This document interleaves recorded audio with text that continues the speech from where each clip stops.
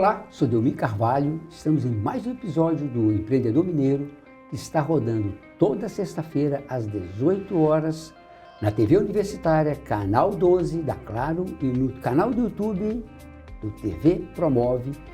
Vai lá, curte o canal, dá um joinha e outra. Coloca um comentário, eu acho que é importante aí para a gente estar qualificando o nosso programa, tá? E falando em feedback, olha que coisa importante aí, o pessoal está colocando feedback lá para todo mundo que está passando aqui.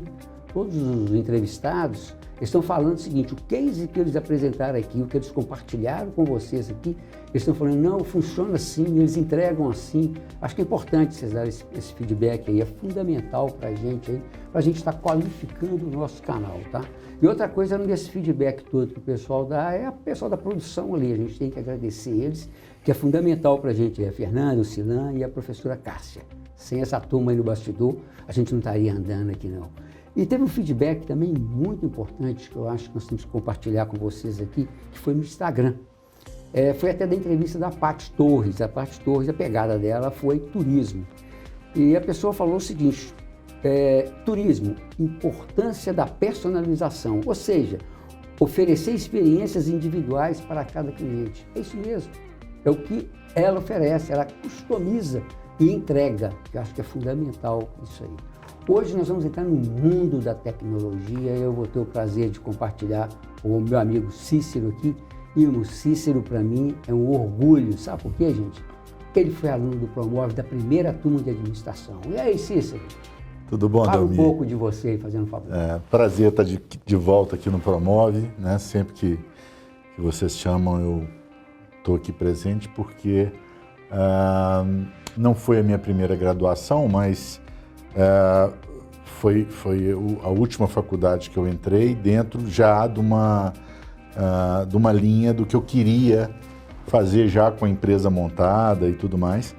E foi uma experiência muito legal de começar essa caminhada na faculdade, com a faculdade também caminhando, né? Então foi em 99 que eu entrei, na época ainda era o curso de administração com habilitação em alguma área, né? Como se fosse meio que uma pós-graduação, uma especialização. E eu entrei para fazer administração com ênfase em gestão ambiental, né? Coincidência, hoje eu sou vizinho de mineradora e tudo mais, e na época a gente ia fazer visita, mesmo no curso de administração, né? Então foi muito rico, foi muito legal isso tudo, né? Foi muito legal iniciar a caminhada do Promove, a gente estando aqui dentro e fazer isso juntos, né? Isso é interessante, né? Que o curso de administração, então, ele ajudou na sua escalada, né? Como é que ele foi? Minha primeira graduação e que eu usei, ainda uso, tecnicamente, no que eu faço, foi matemática, né? Mas eu já gerenciava equipe, já cuidava, quando eu entrei para o Promove, trabalhava numa empresa que eu cuidava de 3 áreas distintas. Então eu já era essa pessoa buscando como é que é gestão. Eu trazia uma bagagem de lidar com pessoa, mas eu precisava também lidar com quem estava acima de mim, né? Eu precisava dar resultado, não só estar ali com a equipe coordenando. Então a administração foi importante nesse sentido, né? De validar uma série de coisas que eu tinha, de corrigir algumas ações que eu fazia de forma empírica ali, sem muita base, né? E também para o início da minha empresa, eu não comecei a empresa com todas essas informações interessantes que eu fui adquirir depois, que eu acho que era muito importante. Adiantava para a gente um caminho lá atrás que foi mais tortuoso, e isso eu efetivamente não tive, né? Fui ter na faculdade, né? Então, faculdade é isso, é base para você ir sentar na sua cadeira e adequar o que você escutou, né? É interessante que você está falando o seguinte, despertou você e você buscou mais conhecimento. Agora, conta um pouco a história da escalada sua no mundo da tecnologia. que é um grande case, um grande aprendizado que eu gostaria de compartilhar com o pessoal. Faça favor. Bom, aí a gente vai falar de dinossauro, né? Porque eu comecei numa época que não tem absolutamente nada a ver com o que hoje é tecnologia, né?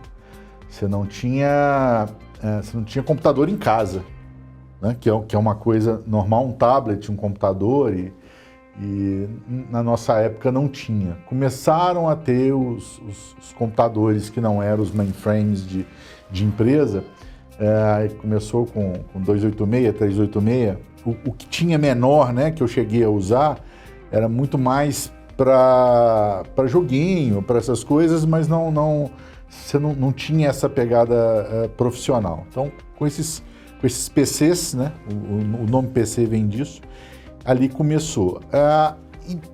E eu estava na minha juventude pensando o que eu ia fazer da vida. Então, primeiro curso fora da faculdade, da primeira faculdade que eu fiz, né, já era para programação. Tá? E ali eu comecei. E entendi que eu poderia pleitear uma vaga para trabalhar. Porque antigamente, o mercado de TI olhava para você como profissional e falava, bom, você tem formação em quê? Você tem pós-graduação em quê?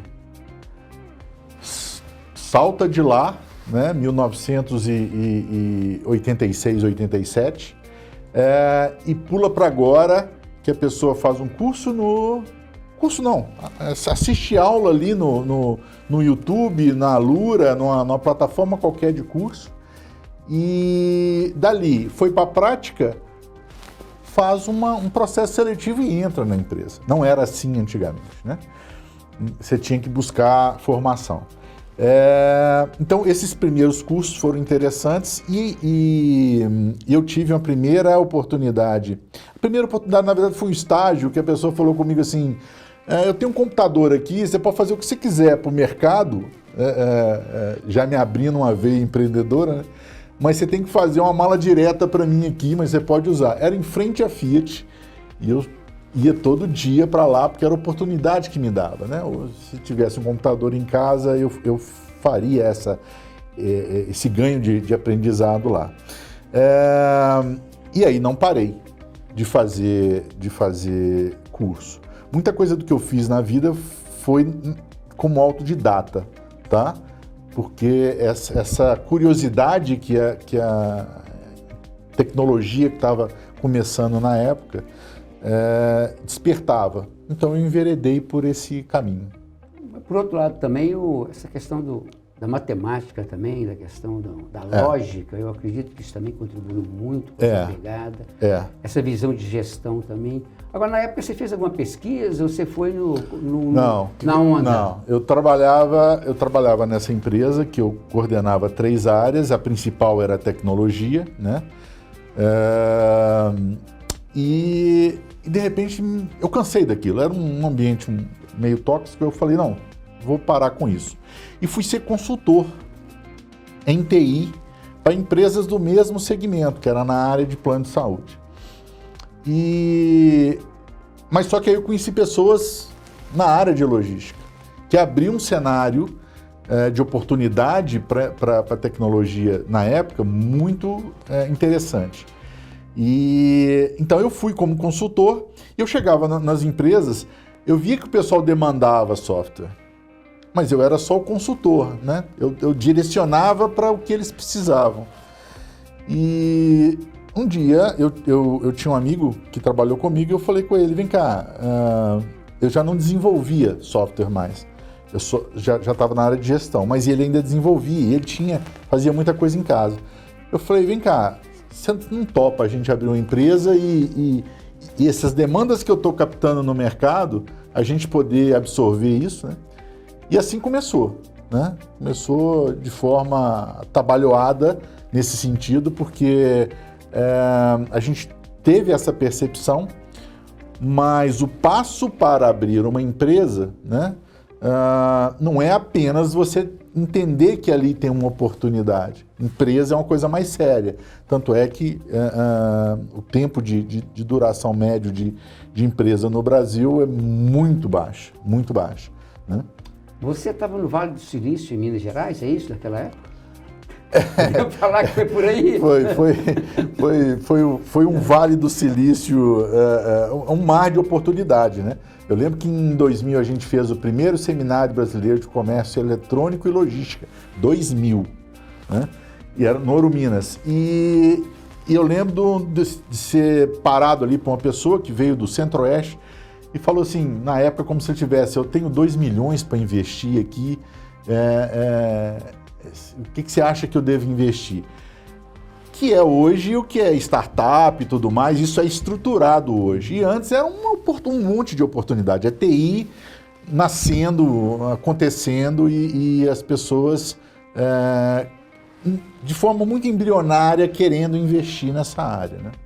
E outra coisa é que você, com a experiência sua de gestão, de consultoria e a parte técnica, e também você buscou parceiro também, você Sim. conseguiu escalar no mercado. Sim. Nós estamos falando de 30 anos. Sim. Agora, pensando principalmente no público que nos assiste aqui, né? Que tem, na maioria, formado aí por pessoas que estão iniciando o processo e estão na fase de estudo, né? Vale esse testemunho, né? Eu tinha um background de técnico, né? de TI especificamente.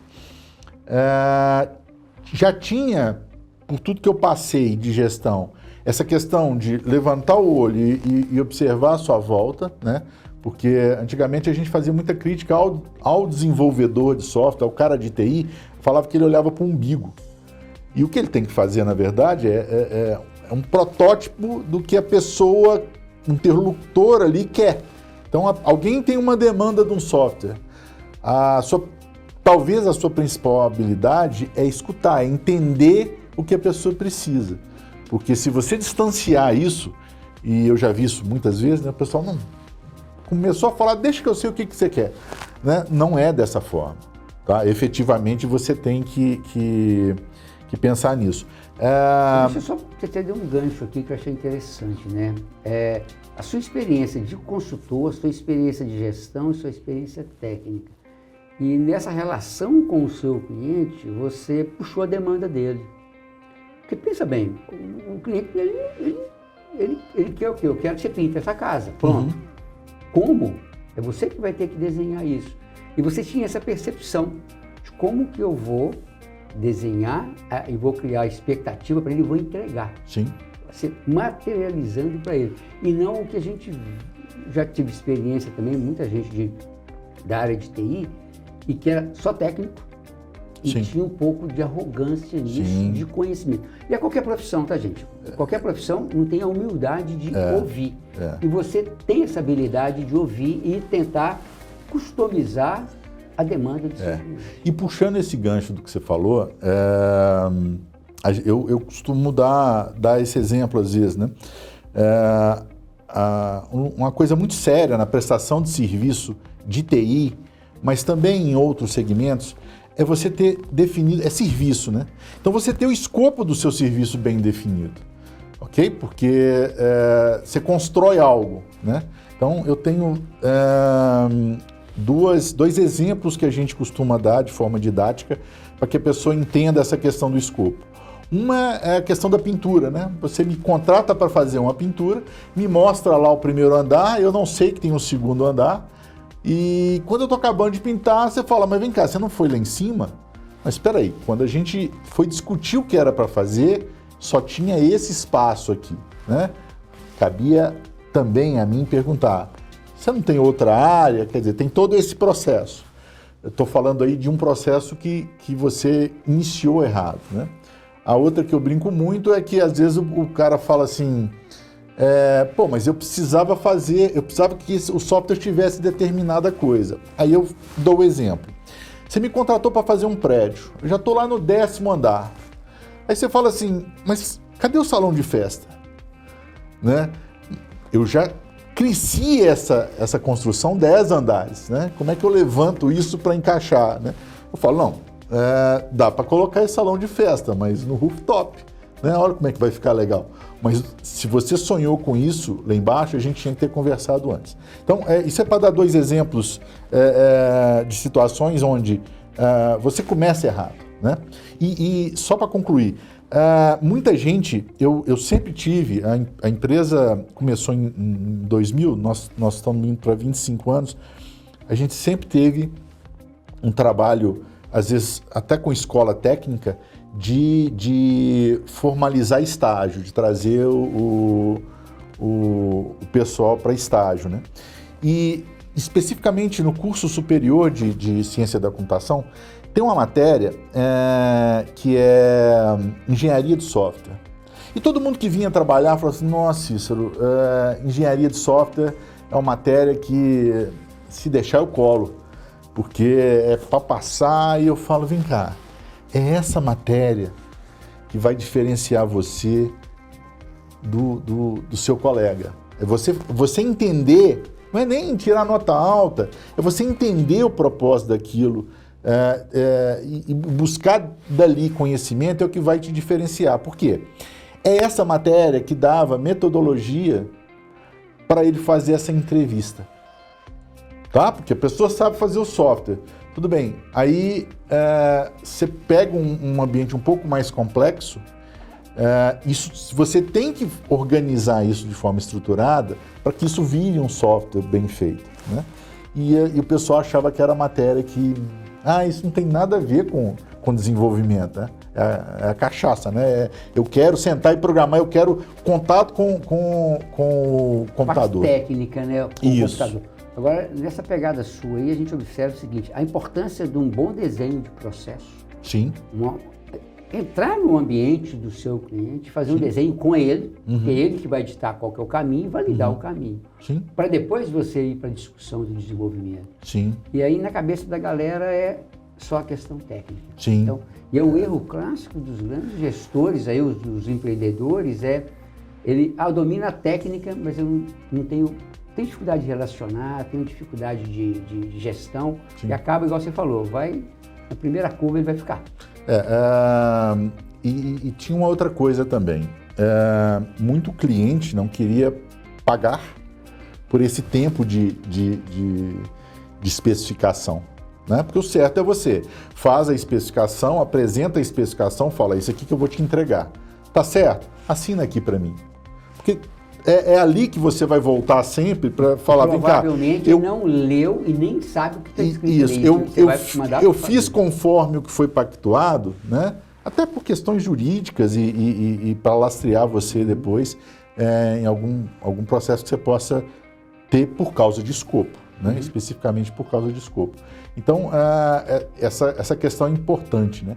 O grande lance da TI não é só técnico. Você tem todo um arcabouço por trás de coisas que tem a ver com processo, que tem a ver com administração, com a parte humana, tudo isso está em volta, né? Apesar do mercado de TI hoje está cada vez menos formando, né? Desde a pandemia para cá, houve um boom nesse mercado, né? A gente brinca que a inflação do profissional de TI, né? Quando eu vou renegociar contrato com um cliente, eu falo, meu custo foi lá em cima. E por que foi lá em cima? Principalmente da pandemia para cá, mas um pouco antes já tinha esse cenário, a gente perdia profissional, não era para o concorrente nosso aqui, era para uma empresa que estava eu perdi para Portugal, para o Canadá, para os Estados Unidos, né? São pessoas que vão trabalhar para ele, vão trabalhar aqui em casa.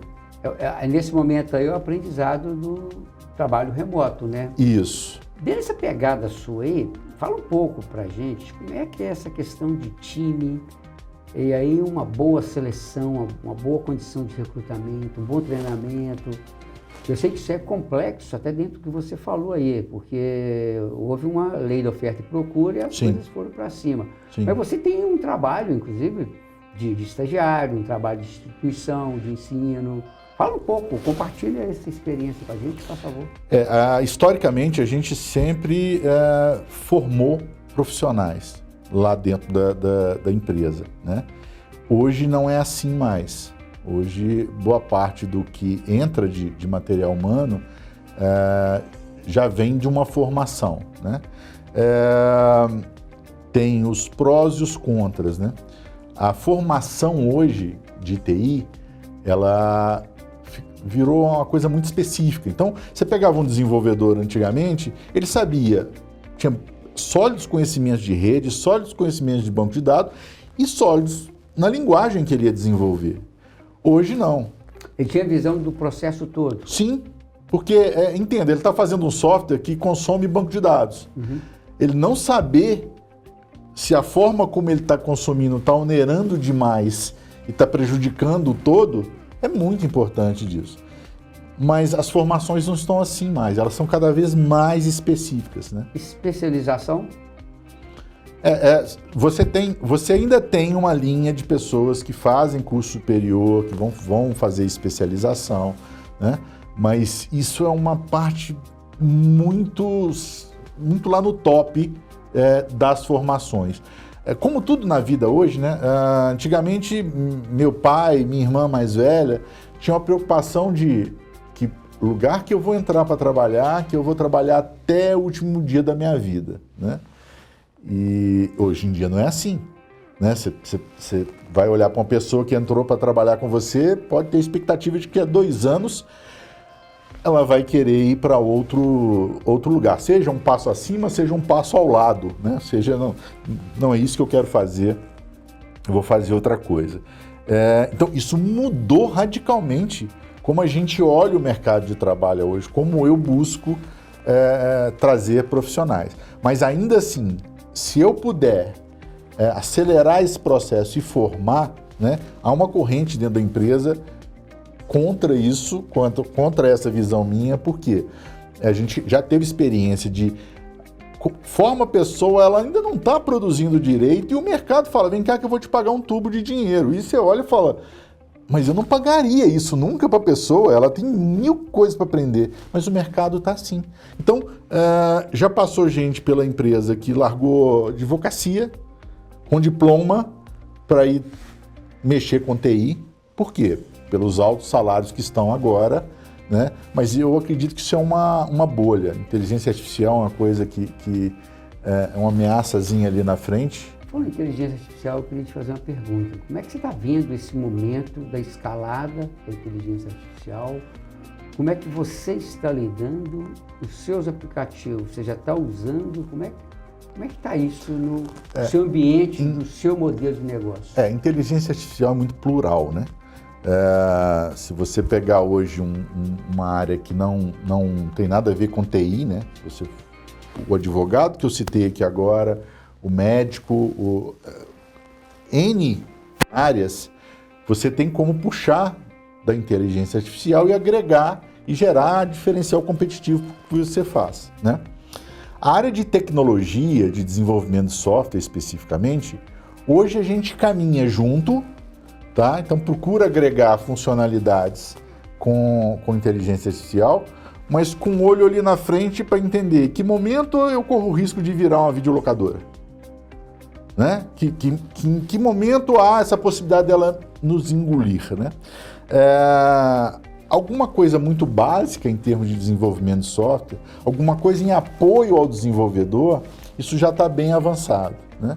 Mas nós não estamos num ponto de que a inteligência artificial supriria essa parte toda de desenvolvimento, tá? Porque são várias camadas, como eu te falei, não é só você dizer faça isso. Se você pega qualquer empresa de médio para cima, ela tem um nível de complexidade com N regras de negócio. Então, e essas regras se cruzam, tá? Então, isso traz um nível de complexidade ainda que não dá para pular sem o paraquedas contando que a IA vai te pegar. Mas é um misto de trazer, usufruir do que tem, tentar agregar para o processo que você está fazendo, mas entendendo, principalmente na velocidade que as coisas estão acontecendo agora.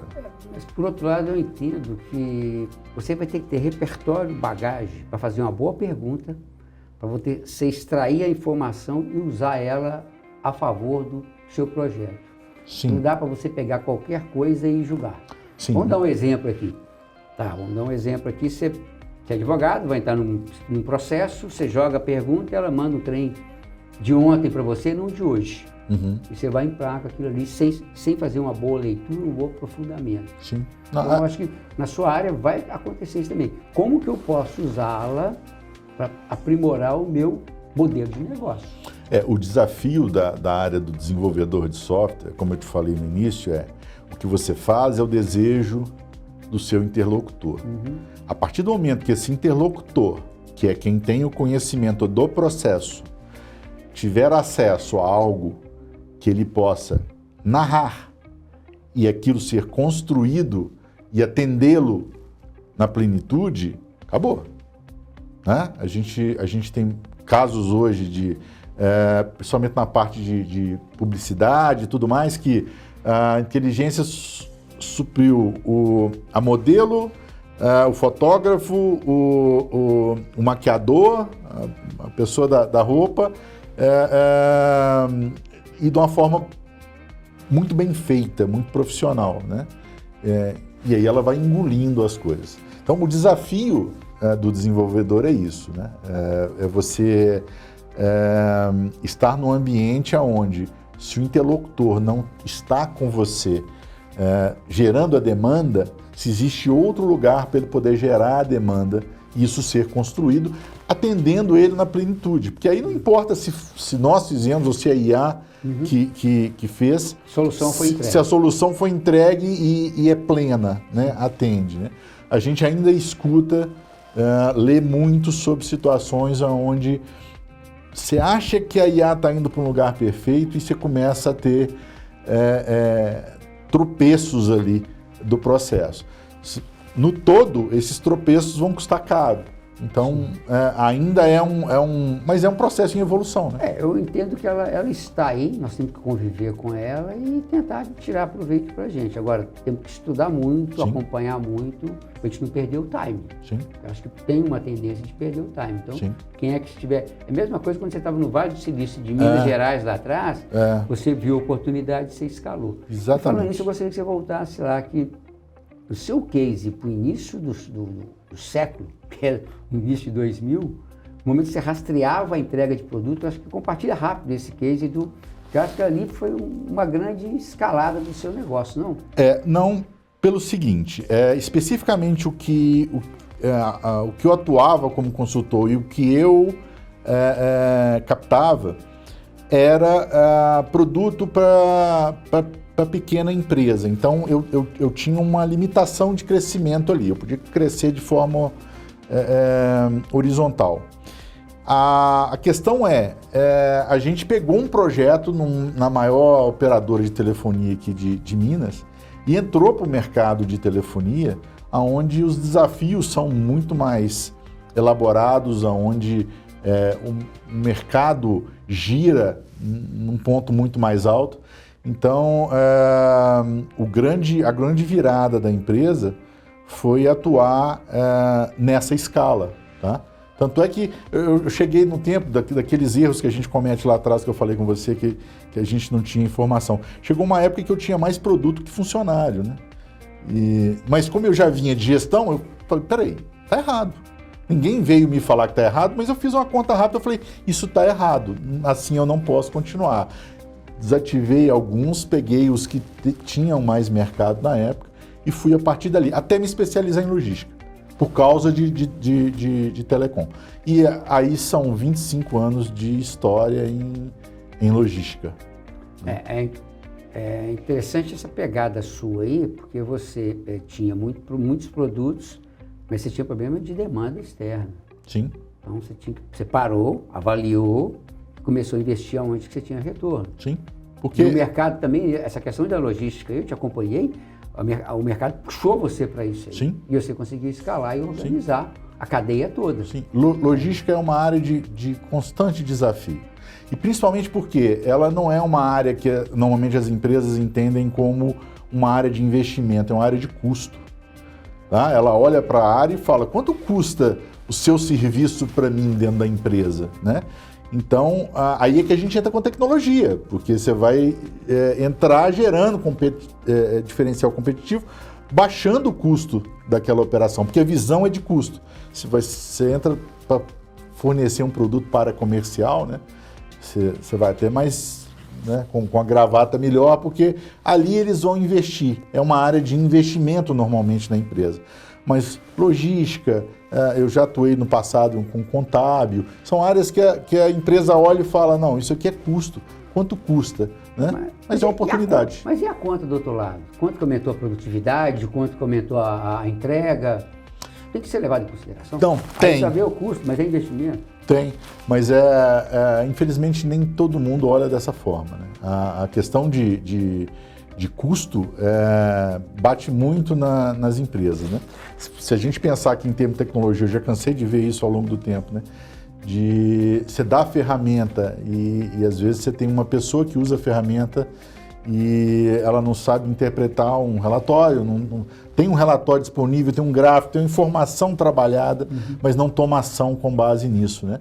Então, o mercado é muito plural nesse sentido, né? Nessa trajetória sua aí, tem algum aprendizado que você gostaria de compartilhar com a gente, até para a turma que está iniciando agora os seus empreendimentos, a turma que está nesse mundo da tecnologia aí?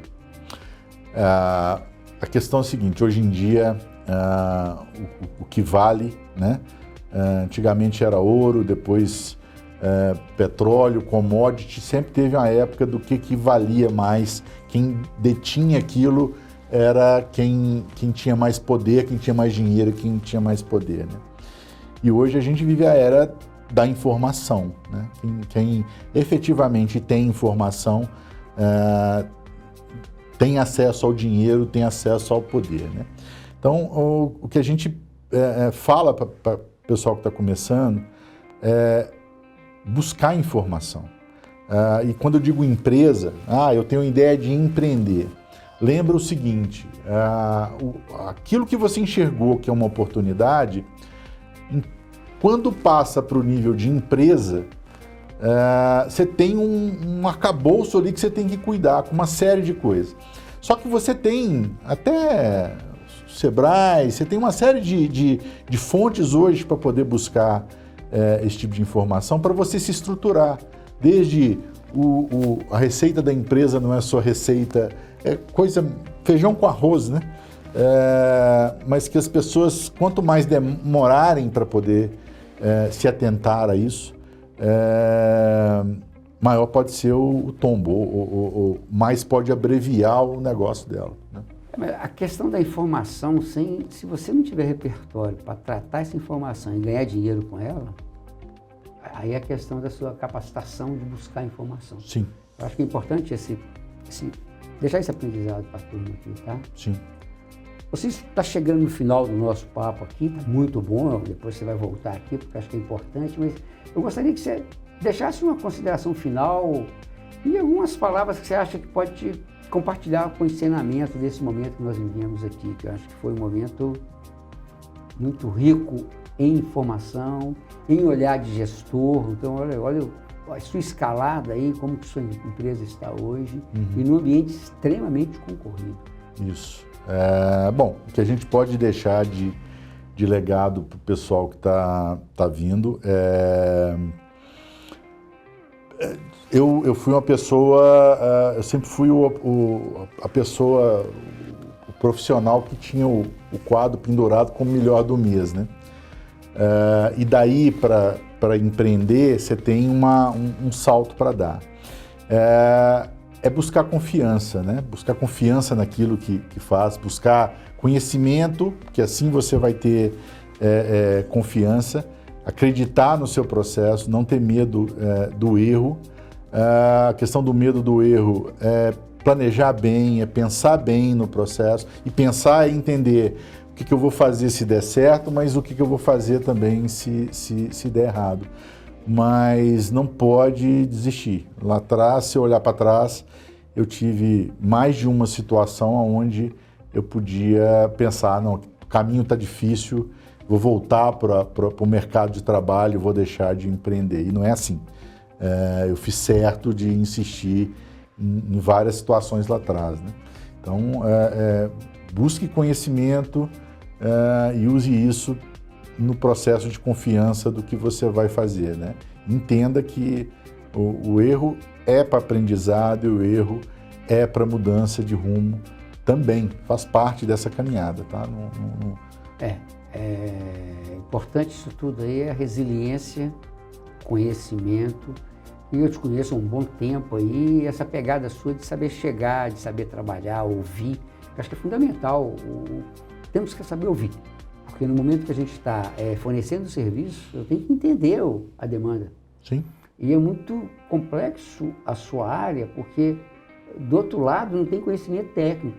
Você tem que pegar uma demanda, uma dor do seu cliente, materializar e devolver para ele. Sim. E de uma forma técnica, a devolução é técnica. Sim. E se a gente pudesse dar uma receita de bolo muito simples, né? A gente diria, busque sua vocação.